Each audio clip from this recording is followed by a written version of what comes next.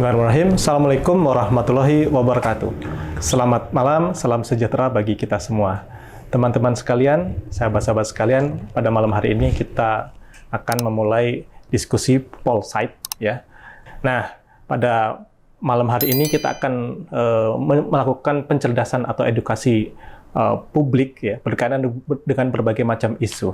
Dan pada malam hari ini kita akan membahas mengenai trias politika, lembaga eksekutif, legislatif, dan yudikatif.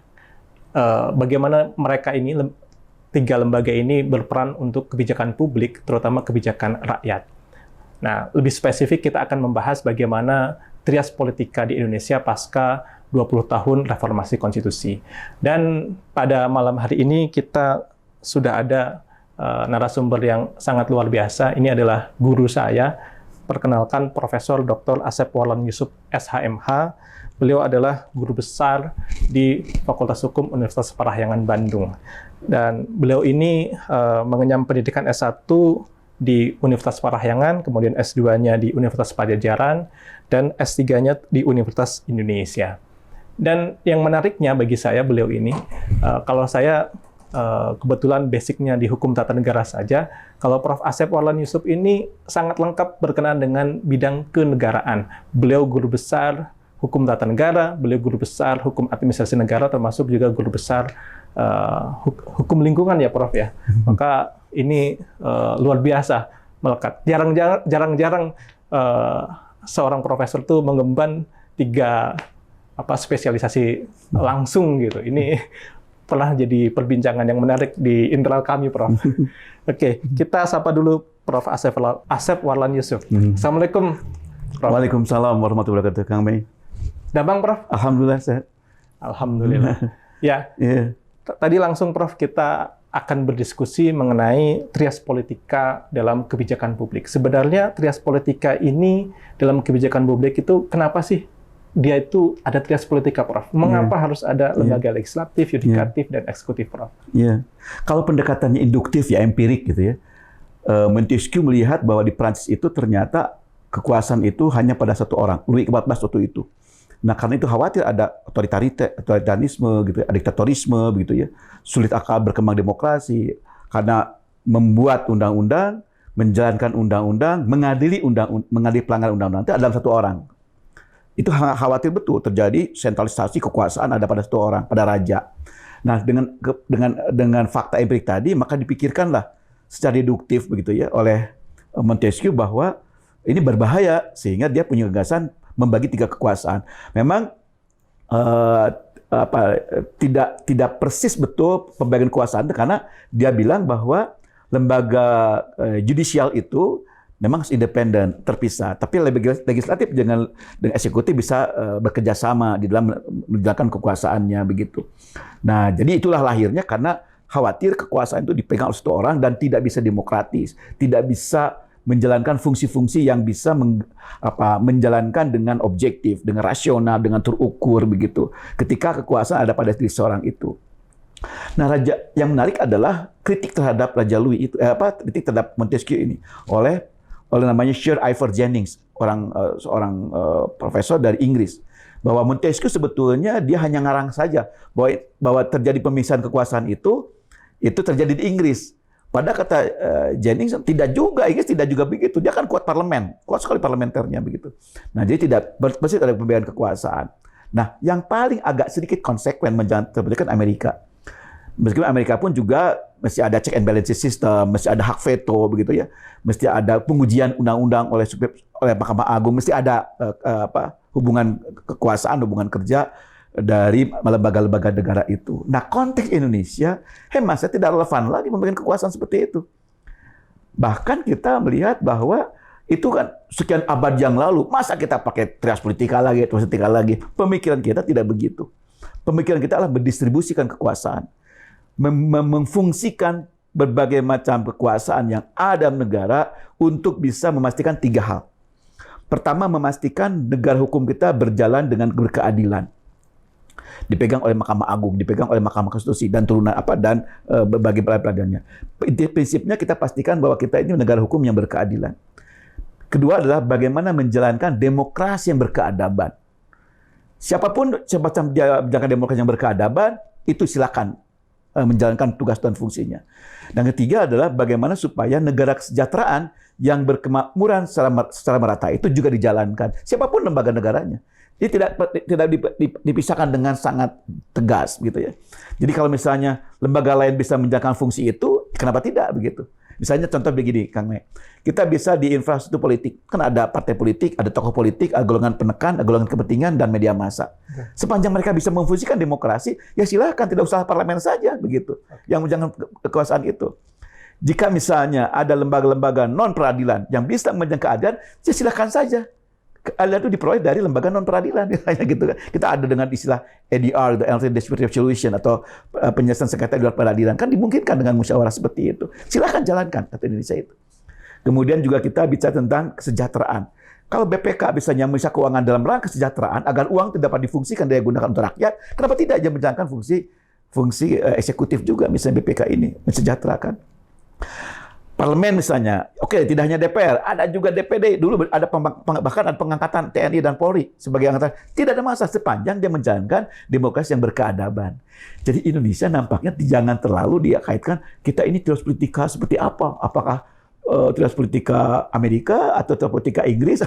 Kita enggak deh. Kita ingin mempunyai lembaga negara yang sesuai dengan konstitusi. Itu kami intinya konteksnya dengan Indonesia itu.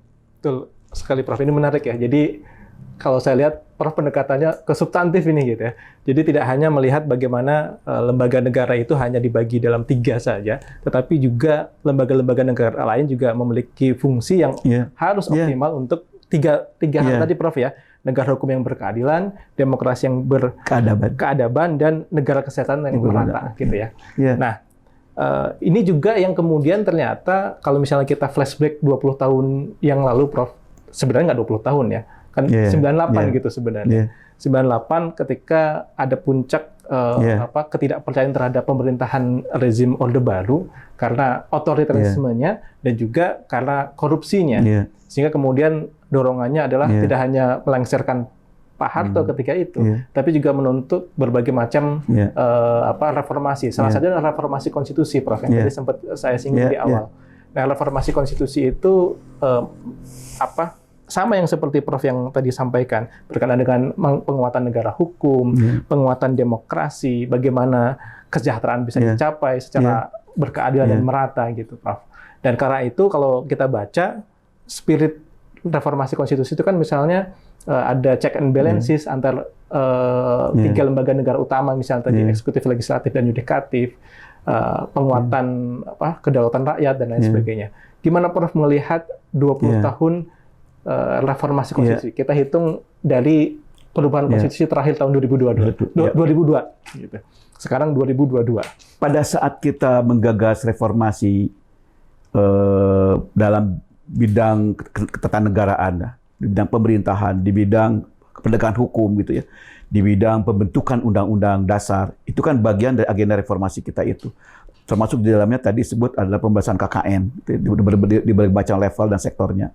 Itu gagasan besar dari sebuah reformasi dulu. Para pejuang reformasi kan itu yang dituntut. Tapi kan tidak bisa dikawal dengan sangat ketat oleh sistem. Tapi ternyata itu bergeser dari semula inginnya ke sistem, dibangun dari undang-undang dasar, membangun undang-undang yang kira-kira itu pro rakyat, undang-undang yang bisa memastikan bahwa kesejahteraan akan dipakai dengan landasan ideologis Pancasila yang sangat kuat. Ternyata nggak bisa dikawal dengan sangat konsisten kita di situ. Bermainlah orang-orang yang 3 hemat saya. Hemat saya ini menjadikan reformasi tidak berjalan sebagaimana mestinya, seperti diharapkan oleh para pejuang reformasi waktu itu. Yang pertama adalah kita terlalu kekuatan dengan asing. Itu luar biasa gitu ya. Karena kita menganggap bahwa kita tidak punya sumber daya manusia, kita tidak punya teknologi, kita tidak punya anggaran yang cukup, tidak punya pasar yang baik, tidak punya manajemen sumber daya alam, maka kita undang asing dengan sangat cepat untuk bisa mempercepat pemanfaatan sumber daya alam kita. Dan ternyata itu menjadi problem. Semula sumber daya alam itu oleh asing. Asing itu sumber daya alam. Kemudian asing bergerak ke perbankan dan asuransi. Asing bergerak kepada bidang media massa. Sekarang asing bergerak bidang politik dan kepemerintahan. Itu yang tidak terkawal. Betapa sekarang ini apa sih yang tidak kita edukasi oleh asing? Itu yang pertama yang menjadikan reformasi menjadi bergeser gitu ya. Yang kedua, lagi-lagi tadi disebutkan oleh Kang Wahid, memang korupsi menjadi sangat merata. Dulu cita-cita kita mengubah atau menumbangkan rejim Orde Baru itu, satu di antara yang paling sangat diperjuangkan betul adalah kita harus ada terwujudnya pemerintahan yang bersih. Hadirnya KPK itu kan juga produk dari reformasi. Waduh, kita sangat betul terbantu dengan KPK. Banyak pejabat-pejabat yang korup dulu menjadi tunduk, gitu, menjadi dia tidak bisa berkutik dengan KPK. Kesininya pelemahan lagi, gitu ya. Nah, jadi reformasi itu dalam konteks kita memberantas korupsi itu, lagi-lagi kita banyak pada akhirnya yang setback, pada akhirnya yang mundur, atau paling tidak mandek, gitu ya. Padahal itu reformasi, kalau kita lihat evaluasi 20 tahun ke belakang ini. Nah, yang ketiga memang problem kita, negara kita tidak demokratis akhirnya sekarang ini. Karena ada orang yang bilang negara kita ini dikuasai oleh korporasi, dikuasai oleh pemodal, oleh kapital, dikuasai oleh oligarki yang sangat menonjol dan menentukan. Jadi kalau kita evaluasi, kaji ulang gitu ya, ada perenungan gitu ya, terhadap 20 tahun kok jalan reformasi seperti ini? Yang harapannya ada pembebasan KKN gitu ya, ada kesejahteraan gitu ya, sumber daya alam dapat dimanfaatkan sebesar-besar untuk rakyat, kok tidak terjadi? Termasuk juga misalnya menguatnya peran militer atau termasuk yang bersenjata misalnya polisi gitu. Itu gimana? Nah, ternyata sekarang betul. Ternyata kalau korporasi bekerja sama dengan penguasa, didukung oleh penegak hukum, sudah lengkap, sudah. Oh, semakin lengkap ini. Keberbrokannya demokrasi kita di situ begitu. Saya mengatakan mengapa ini menjadi menurun atau disebut saja menjadi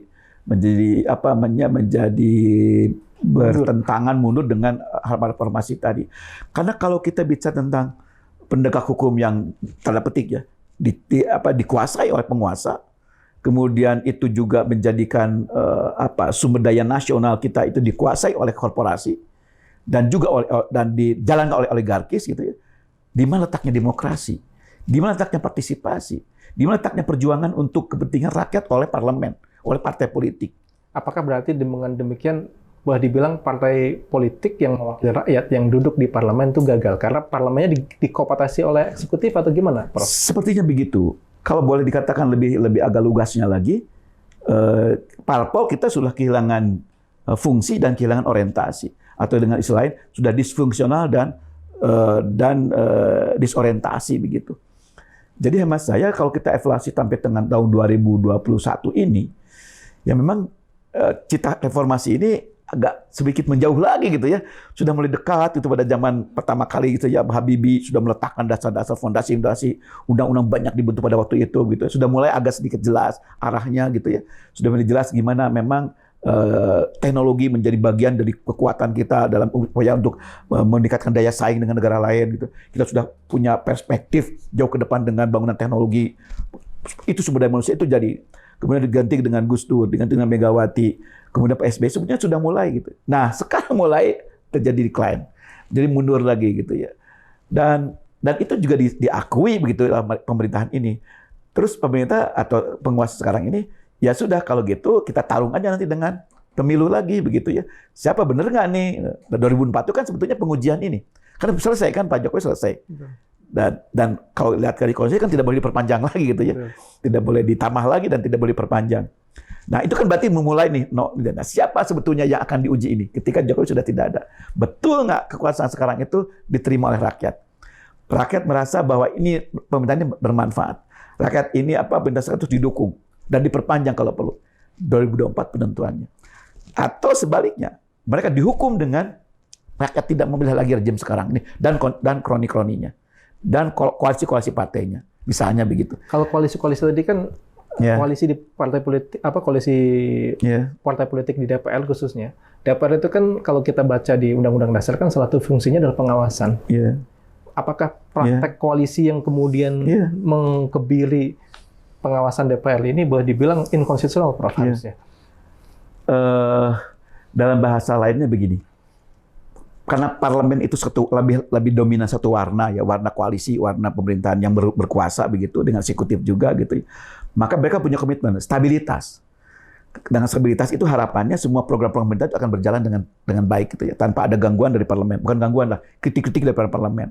Dan itu sudah mereka jalankan betul dengan sangat relatif sempurna begitu. Koalisinya sangat kuat, parlemen dijinakan, dilemahkan gitu, sehingga semua program itu undang-undang apapun jadi gitu. Anggaran berapapun bisa begitu ya. Siapapun yang jadi pejabat untuk kepentingan itu dengan pelibatan DPR jadi.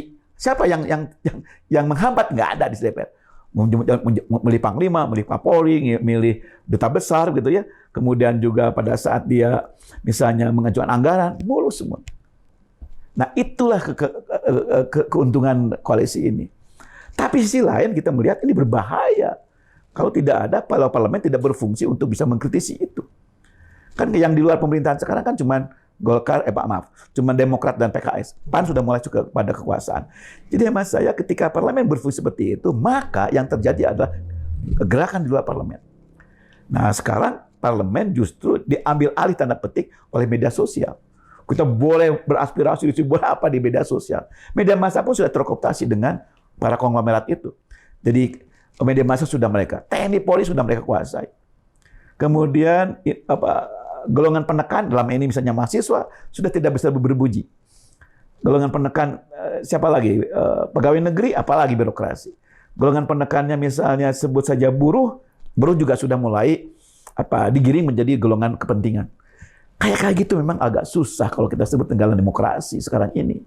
Padahal reformasi mengharuskan atau mengharapkan bahwa sistem presidensial kuat gitu. Parlemen pun juga kuat dalam bidang yang 3 fungsi itu.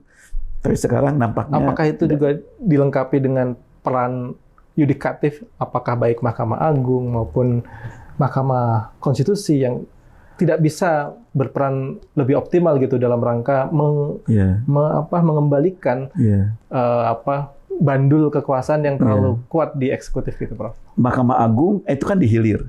Penegak hukumnya dihilir. Mahkamah Konstitusi juga demikian. Nah, sebelum itu tuh, misalnya Mahkamah Konstitusi katakanlah tugasnya untuk mengadili sengketa pemilu. Tapi ternyata dihilirnya seperti ini lagi gitu ya. Aduh, kok MK seperti itu gitu ya.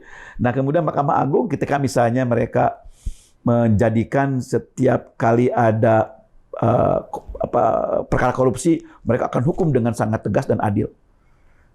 Juga banyak kecewa masyarakat di situ. Di hilirnya. Nah, memang di hulunya itu tadi ada kepolisian, ada kejaksaan gitu ya. Atau mesti dalamnya ada KPK, misalnya begitu ya. Nah, ini yang publik melihat, wah kita ini belum sukses ini. Ya, misalnya kasusnya pemerintahan yang bersih itu. Misalnya apa kasusnya di konteks Mahkamah Agung gitu. Yeah. Bagaimana beberapa kasus korupsi pasca Hakim Artijo Al-Kausum itu pensiun itu banyak yang dikasih kabarnya begitu. Disunat gitu. Sunat betul. Dikurangi gitu. Betul. Nah, jadi itu kan cerminan penegakan hukum yang artinya memang hukum itu ya istilah dalam bahasa awam gitu ya. Hukum itu ternyata bisa diperjualbelikan. Hukum itu ternyata KUHD, karena uang hukum didagangkan. Jadi karena itulah mungkin problem mafia itu akan bermain di situ. Tapi kita memang yang saya lihat itu kan tidak berarti ini semuanya buruk gitu ya. Diskusi kita barusan itu tidak berarti semuanya jelek. Semuanya itu sudah dia katakan ini sudah mundur dalam negara hukum kita. Tapi dari gejala-gejala ini, kalau ini tidak segera untuk diperbaiki, bisa jadi memang buruknya buruk permanen begitu. Sekarang ini kan masih ada upaya-upaya perbaikan di dalam sistem, perbaikan di dalam penempatan pejabat, perbaikan di dalam sistem demokrasi. Tapi itu kan masih menunggu kita ini. Contoh yang paling mudah lah.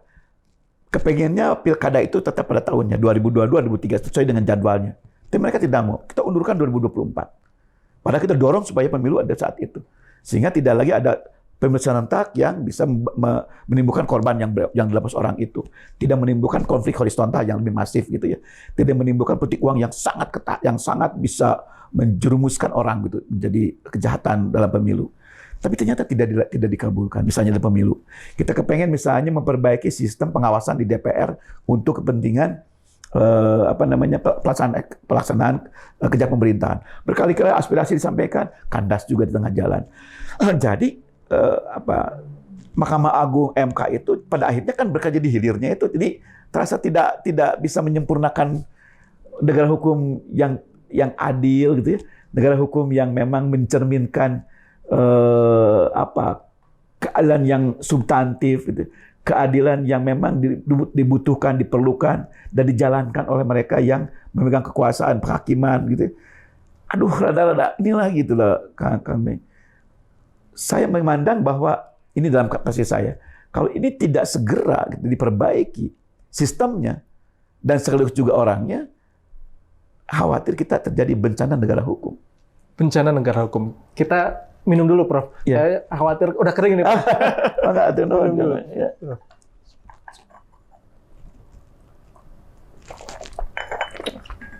Ya, tadi dia terakhir tuh bencana negara hukum karena salah satunya di hilirnya itu kekuasaan kehakiman boleh dibilang bisa jadi gagal gitu ya, menjaga hukum yang adil dan lain sebagainya.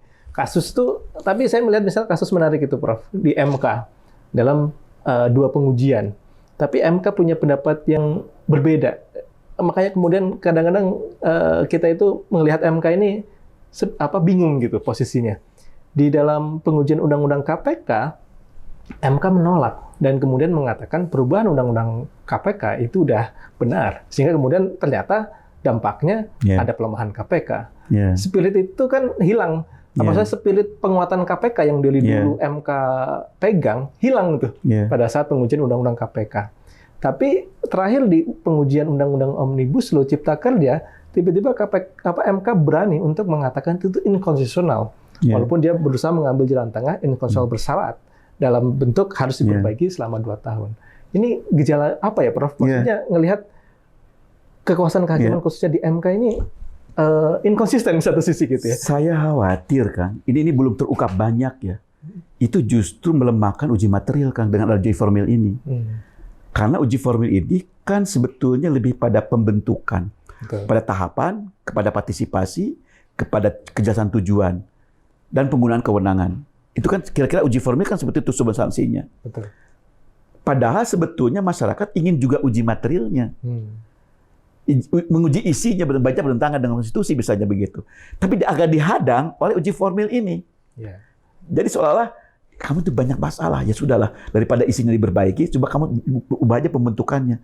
Jadi mas saya, apakah ini justru akan menghambat uji material yang sedang dipersoalkan banyak pihak begitu?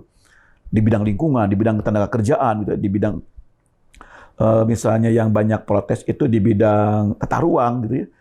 Banyaklah yang kira-kira ini, atau di bidang pemerintahan daerah begitu ya. Ini banyak yang persoalan. Tapi karena uji formil seolah sudahlah, kita dibentuk lagi aja. Mudah-mudahan dalam 2 tahun ini ada partisipasi di dalamnya. Walaupun partisipasi ini juga masih kita belum tahu gimana cara kita partisipasi ini begitu ya. Kan belum ada sekarang panduannya, arahannya dari pemerintah dan DPR seperti apa partisipasi yang dilakukan, tahapan seperti apa. Jadi mas saya, apakah ini perenungan saya gitu ya, apakah ini justru untuk menghambat untuk jadi uji material? Kalau uji material dibatalkan, apa yang terjadi? Apa yang terjadi? Rontok itu undang-undang kalau uji material dikabulkan. Tapi uji formal, karena bersyarat, ya boleh juga diberlakukan. Anda perbaiki 2 tahun. Ya pokoknya perbaiki aja 2 tahun. Apa perbaikan silahkan DPR dengan Presiden berkompromi. Kan menyepakati.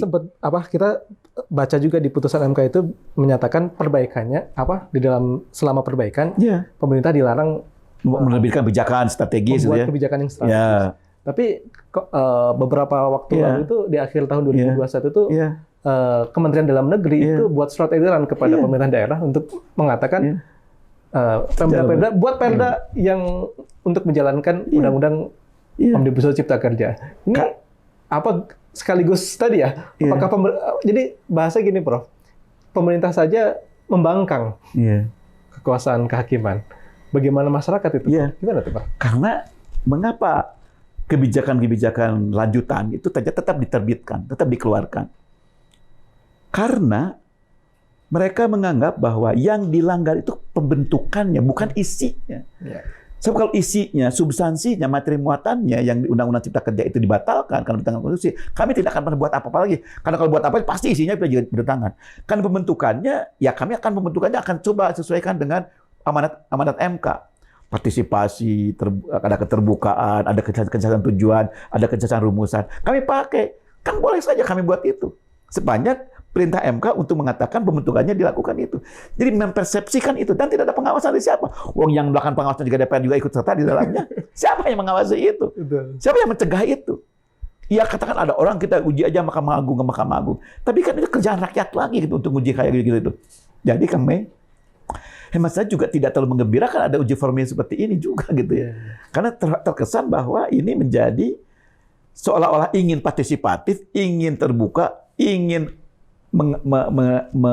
mempersilahkan masyarakat untuk terlibat dalam proses pembentukannya, tapi isinya memang tidak diapa-apakan sekarang ini. Berarti putusan uji formil kemarin itu kurang tepat juga, Prof ya. Khususnya karena dia memberikan ada bersyarat itu 2 tahun. Betul. Bersyarat dan itu menyebabkan malah ketidakjelasan. Betul. Contoh gitu. Ya Kang, contoh. Ya. PP 36 2001 tentang upah minimum, upah tentang tenaga kerjaan. Mereka bilang ini sudah dibatalkan kata mereka tuh karena ini bertentangan katanya dengan konstitusi. Jadi itu harus dibatalkan. Kata mereka baca ayat pasal 7-nya. Ayat betul 7-nya masih berlaku. Semua peraturan yang sekarang dibentuk sebelum MK masih dianggap berlaku selama 2 tahun. Jadi pemerintah tetap memegang bahwa PP ini masih berlaku. Buruh tidak berlaku. Ini kan jadi prasalah, siapa yang memutuskan? Kan tidak bisa konsultasi ke PMK. MK, nu bener nu mana? Yang mana ini teh? PP 3 kan nggak ada itu. Pemutusnya nggak ada, wasitnya nggak ada. Karena apalagi MK tidak dalam konteks karena dia udah memutuskan ya nggak boleh. Tidak bisa dia memberi tafsir lagi gitu ya. Siapa lagi yang menafsirkan, hakim satu orang atau cuma sidang lagi? Kalau semua lagi sidang kedua kalinya dong untuk menafsirkan putusannya dia sendiri begitu. Siapa sekarang yang pemutus itu? Jadi maksudnya ini problem ketatanegaraan oleh perundang-undangan kita begitu dengan adanya Undang-Undang Cipta Kerja dan putusan MK yang uji formil yang hemat saya tidak mencerminkan ini adalah sebuah kebutuhan rakyat untuk mencualkan Undang-Undang Cipta Kerja. Di satu sisi kan. Sisi yang lain ini karena pemerintah ini ingin mendorong investasi yang cepat. Kita ini kan ada kemandegan lah di dalam berbisnis kita dan berbagai macam aspeknya, perizinan, sumber daya manusia yang tidak kompeten gitu ya. Sangat birokratis itu ya. Banyaklah sehingga didobrak dengan metode Omnibus Law itu. Yeah. Harapannya itu memang akan menarik betul banyak investasi. Karena dengan investasi yang bergerak ini maka penciptaan lapangan kerja, membangkitkan ekonomi, mendapatkan pendapatan negara begitu ya, dan memastikan kita punya daya saing dengan negara lain dalam bidang investasi. Itu kan positif betul. Cuma kan kita belum ada penjaminan namanya. Penjaminan betul nggak itu akan dijalankan itu. Jadi memang sekarang kata angka-angka, memang banyak orang yang akan investasi. Sekian kalau kita baca di press release-nya BKPM kan begitu banyak katanya orang investasi di Indonesia. Tapi problemnya siapa yang menikmati itu? Saya pernah beberapa kali diskusi juga dengan beberapa anggota dewan. Bahkan di Jawa Barat itu mereka merancang Perda Omnibus Law. Karena menyesuaikan dengan undang-undang Omnibus Law tadi. Itu saya melihatnya ada sedikit ini Prof, kejanggalan. Karena kan semangat atau spirit Omnibus Law itu kan simplifikasi, regulasi dan sebagainya. Tapi kenyataannya justru di daerah pun disuruh dibuat Omnibus Law lagi. Perda Omnibus Law lagi. Ini jadi gimana tuh Prof? Sebetulnya Perda Omnibus Law itu maknanya mengubah banyak perda yang sekarang ada. Itu diubah dengan satu perda. Harapannya memang itu ini lebih mudah jalannya dari pusat ke daerah langsung mengalir begitu tanpa terhambat dengan perda-perda yang ada. Nah, supaya perda ini semuanya diubah sesuaikan ini, maka dibuatlah mesti perda. Sebenarnya cara berpikirnya logis. Cara berpikirnya itu memang praktis begitu, bahwa ini bisa diganti dengan cara begitu. Jawa Barat misalnya contohnya dengan perda tentang investasi dan perencanaan berusaha itu maksudnya seperti itu. Tapi masalahnya Kang, apakah itu bisa menjamin lagi-lagi lah cipta lapangan kerja terjadi? Betul-betul semua daya alam terlindungi, lingkungan terjaga. Kemudian juga masyarakat betul bisa berpartisipasi dalam berbagai bangkitan ekonominya. Ini masih belum tergambar bayangan itu akan ada begitu. Walaupun pemerintah berusaha sekarang untuk bisa mewujudkan hal itu. Jadi artinya Kang Mei, kalau lihat dari sisi Undang Cipta Kerja ini kita masih wait and see. Kalau ini berhasil Kang Mei, hemat saya kita harus apresiasi dong. Harapannya 2024 ini investasi bagi mereka. Tuh. Dengan adanya Undang-Undang Cipta Kerja ini, disilakan menurunnya kemiskinan, menurunnya pengangguran, meningkatnya investasi, membangkitkan ekonomi, melindungi lingkungan, melindungi tata ruang yang sudah peruntukannya, menjadikan pemerintahan yang bersih dan responsif misalnya.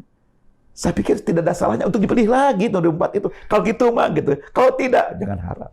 Tapi rakyat akan berhitung betul. Mohon maaf Prof, kalau di konteks yang tadi Prof sampaikan tadi. Kalau ternyata memang berhasil, misalnya berhasil. sebut saja berhasil. Tapi kan kita mengetahui partisipasi publik di konteks Omnibus Law itu sangat minim. Iya. Boleh dibilang di situ formalitas saja. Banyak sekali partisipasi yang sifatnya formal semata, tidak substantif gitu, Prof. Tokenism. Iya kan, tokenism gitu kan. Nah, kalau misalnya tetapi ternyata berhasil, apakah di masa depan kita kemudian akan udah demokrasi kita tokenisme aja, pura-pura saja. Tapi yang penting tujuan tadi investasi sukses, cipta kerja sukses, kesejahteraan tercapai. Tapi dengan cara yang tokenisme, Prof. Nah, itu gimana, Prof? Sebetulnya kita juga sadar gitu ya bahwa kalau pemikiran-pemikiran para ahli, hasil kajian yang seksama, betul-betul objektif untuk kesejahteraan rakyat. Demokrasi hanya diperkecil dalam konteks pemilu, dalam konteks pembentukan partai, dalam konteks media massa misalnya, dalam konteks untuk mengkritik cuma itu saja. Memang saya nggak ada masalah gitu ya dengan berbagai produk-produk undang-undangan yang seperti itu begitu. Katakanlah misalnya partisipasi yang sifatnya parsial. Kan partisipasi ada 3. Siapa yang berpartisipasi? Apa kemudian bagaimana dia berpartisipasi gitu ya. Dan ketiga, apa isinya yang akan bisa dipakai sebagai media partisipasi tadi. Itu kan bergantung pada pemerintah. Katakan sekarang ini, saya ingin buat Omnibus Law atau saya ingin membuat undang-undang tentang lingkungan atau undang-undang tentang misalnya tentang perbankan apalah. Sekarang misalnya IKN, Prof. IKN misalnya. Kalau kita misalnya untuk ibu kota negara itu akan betul-betul partisipasi, dia akan pilih orang-orangnya siapa yang akan kita diajak untuk terlibat dalam pembahasan itu. Kan dia pilih sendiri untuk siap berpartisipasi dalam berbagai macam forum dan levelnya gitu ya. Kemudian dia akan berpartisipasi. Dan substansi apa yang boleh didiskusikan, mana yang harus given. Itu kan penguasa dengan DPR yang akan menilai itu. Tapi kalau itu memang diniatkan untuk kebaikan, diniatkan untuk kesejahteraan, diniatkan untuk lebih fokus pada substansinya, kan memang nggak salah mekanisme itu, prosedur itu. Masalahnya justru pada tidak punya itu, jaminan itu.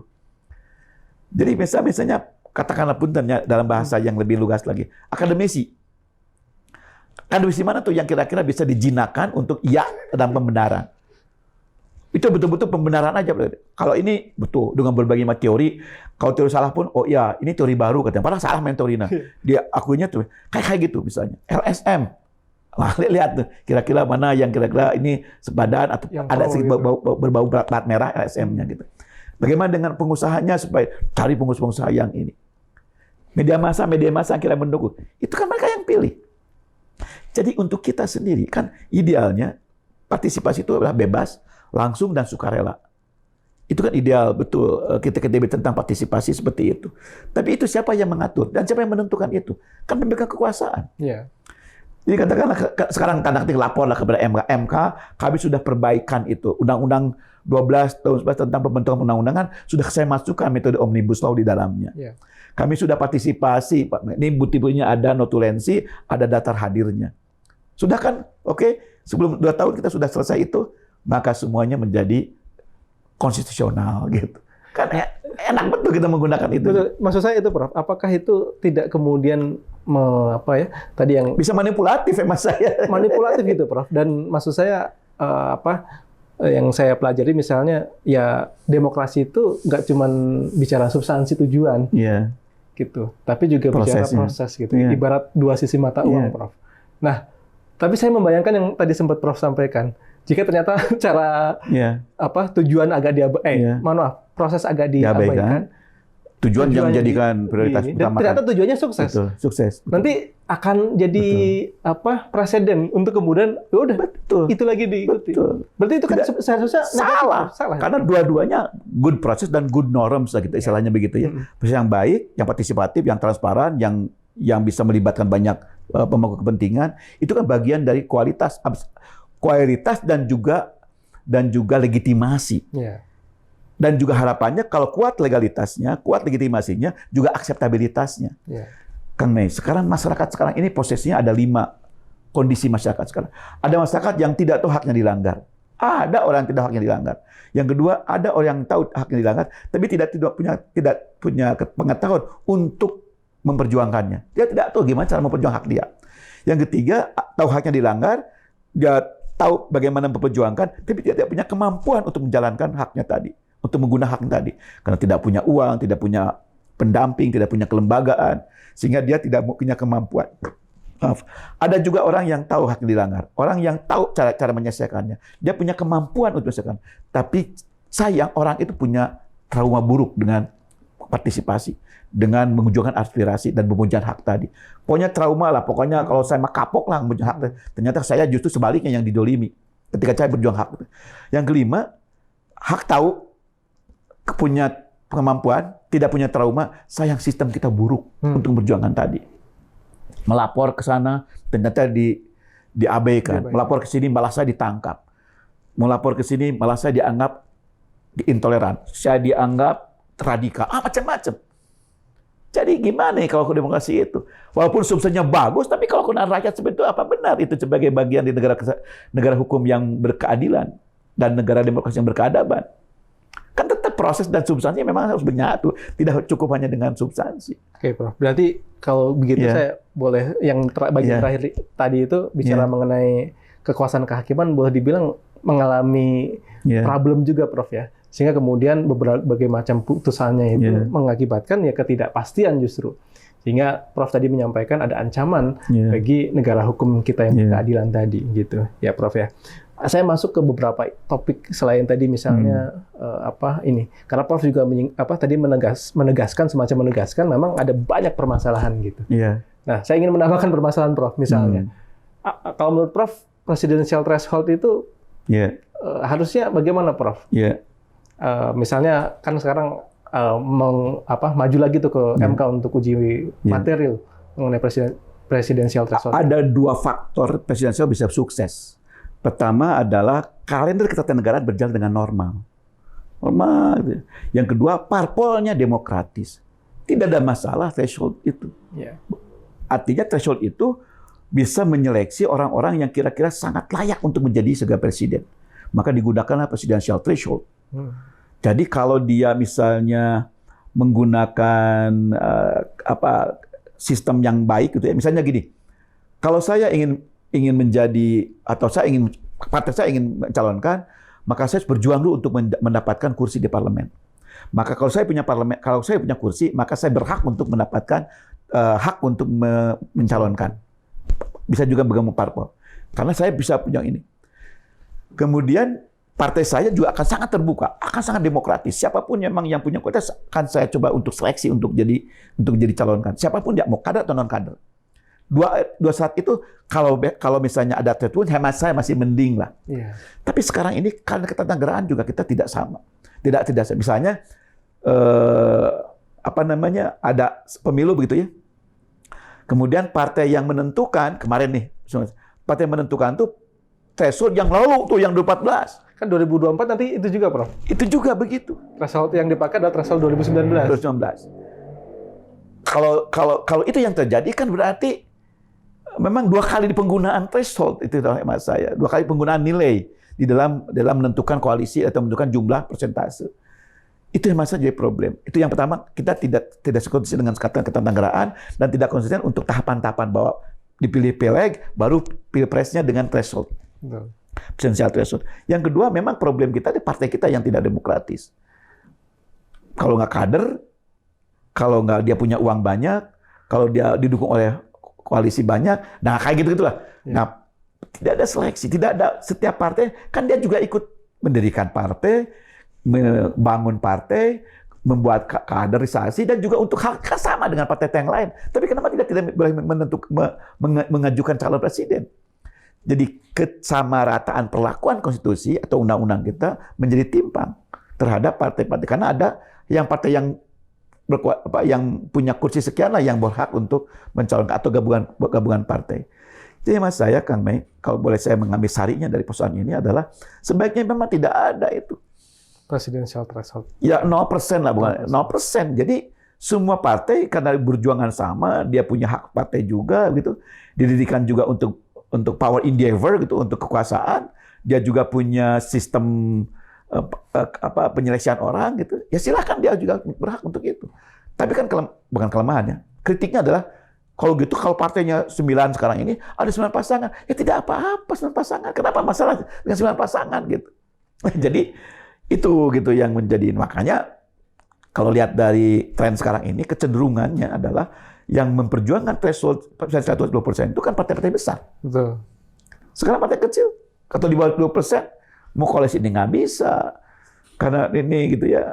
Jadi ya tidak sempurna sebagai pemegang pemilik suara dan program untuk berkuasa gitu. Agak susah karena dengan threshold itu.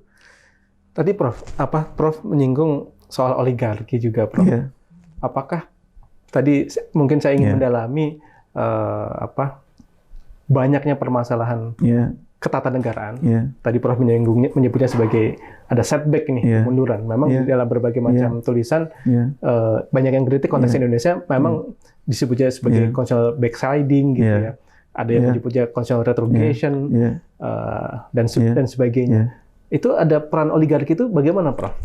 Pak Pame, kalau kita bicara tentang kekuasaan oligarkis gitu ya, kan dulu waktu Aristoteles gitu ya atau kesininya lah gitu ya, bicara tentang kelompok orang yang memimpin itu kan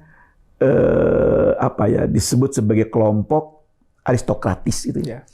Jadi orang-orang para pemikir, orang-orang yang punya pengaruh, orang-orang yang punya kedekatan dengan kekuasaan, dia mencoba untuk mengolah kekuasaan untuk kebaikan. Jadi aristokrasi itu sebetulnya. Lawannya kan oligarkis, yang berbedanya oligarkis. Sayangnya betul gitu. Mereka itu lahir atau terbit atau ada itu karena persoalannya ada kepentingan kekuasaan yang memang ini menjadi dikapitalisasi kekuasaan tadi. Menjadi sarana untuk bisa menguasai sumber daya. Menguasai bagaimana supaya perundang-undangan kita mereka yang menentukan. Bagaimana anggaran dan APBN pun mereka bagaimana cara memporsikan. Bagaimana sumber daya alam yang banyak itu bisa kita ambil manfaatnya untuk kepentingan kelompok itu. Itulah mereka coba berkoalisi, berkelompok, bersindikasi begitu untuk memegang kekuasaan. Nah, parlemen juga ada oligarki seperti itu. Di eksekutif ada oligarki seperti itu. Jadi tidak lagi celah untuk membangun demokrasi, partisipasi, untuk bisa mendengarkan kebutuhan suara rakyat. Karena oligarki ini sudah sangat menentukan apa sih yang tidak bisa mereka kuasai. Dari lima sumber daya kita nih, dari lima sumber daya politik kita, parpol dikuasai, tokoh politik dikuasai, golongan penekan TNI Polri mahasiswa dikuasai. Kemudian golongan penekan, golongan kepentingan mereka kuasai. Berbagai macam asosiasi dikuasai. Media massa dikuasai. 5 kelompok ini dikuasai oleh oligarkis. Jadi gimana kita bisa bicara demokrasi? Kalau begitu, ini mungkin terakhir, Prof. Ini kita banyak bicara kritik dan kemudian kegelisahan. Dan kadang-kadang mungkin bahasanya, waduh, masa depan bangsa kita ini, masa depan ketatanegaraan kita jadi suram nih, Prof. Jadi buram gitu, Prof. Nah, apa saja rekomendasi, saran perbaikan ketatanegaraan kita, Prof, supaya kembali ke jalur yang benar, kembali ke paling tidak kalau misalnya kita flashback 20 tahun tadi di awal kita singgung 20 tahun reformasi konstitusi, kembali ke sana, Prof. Gimana, Prof? Kami masih ada 3 dasar alasan atau 3 jalan gitu ya untuk memperbaiki ketatanegaraan kita ke depan. Yang pertama, Pame, pastikan sistem politik kita itu berjalan sesuai dengan nilai-nilai Pancasila. Maksud saya gini, kita berbenahi partai politik, kita benahi sistem kepemiluan, kita benahi sistem di parlemen MD3 sebagai dibenahi betul bahwa parpol, pemilu, dan nanti duduk di dewan, entah itu DPD atau DPR, itu betul-betul mencerminkan demokrasi yang lebih genuine. Demokrasi yang berbasis pada nilai-nilai nilai-nilai kebaikan, nilai kemaslahatan, nilai-nilai yang bisa merekatkan, nilai yang bisa membangun kebenekaan, persatuan dan perbedaan persatuan, itu kita bisa berbaik itu. Sepanjang undang-undang parpol, undang-undang pemilu, baik pilkada maupun pilpres dan pileg, seperti yang sekarang kita hadapi, berat namanya untuk memperbaiki ketatanegaraan kita.